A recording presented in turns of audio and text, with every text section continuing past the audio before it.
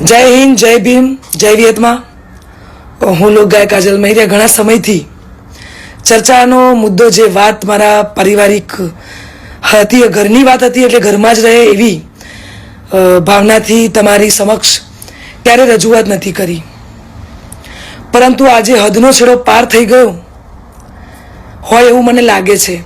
આજે વિડીયોના માધ્યમથી જણાવું છું કે ગત તારીખ 10/10/2025ના રોજ મેં મારી મરજીથી અને પૂરી સ્વભાન અવસ્થામાં ભારતીય સંવિધાનના નિયમો અનુસાર ભારતના સ્વતંત્ર નાગરિકતાના નિયમ મુજબ પુખ્ત વયે મેં મારી મરજીથી અલ્પેશ જોડે લગ્ન કર્યા છે. ના કોઈ ધાકધમકી કે ના કોઈ દબાણથી કર્યા છે. અલ્પેશ અને મારું પોતાનું રિલેશન છેલ્લા 1.5 વર્ષથી હતું. આ વાતની જાણ મારા પરિવારને મેં કરેલી, પરંતુ એમની રાજીપો ના હોવાથી મેં મારી જાતે મારું ભવિષ્ય, મારી જિંદગી મહત્વપૂર્ણ નિર્ણયમાં મેં મારી જાતે લીધો છે. એ બાબતે મારો પહેલો ઘણો કે છેલ્લો ઘણો જવાબ આજ રહેશે અને આજ હશે. તો ખાસ જણાવું છું કે અમે બંને રાજી ખુશીથી રહીએ છીએ. હું મારી આ પર્સનલ વાતમાં ના કોઈ સમાજને કે ના કોઈ વડીલોને ગેરમાર્ગે દોરવા નથી માંગતી. એટલે હું સનાતન ધર્મમાં માનું છું અને સનાતન ધર્મ પ્રેમી જનતા પાસે સાથ અને સહકાર માગું છું.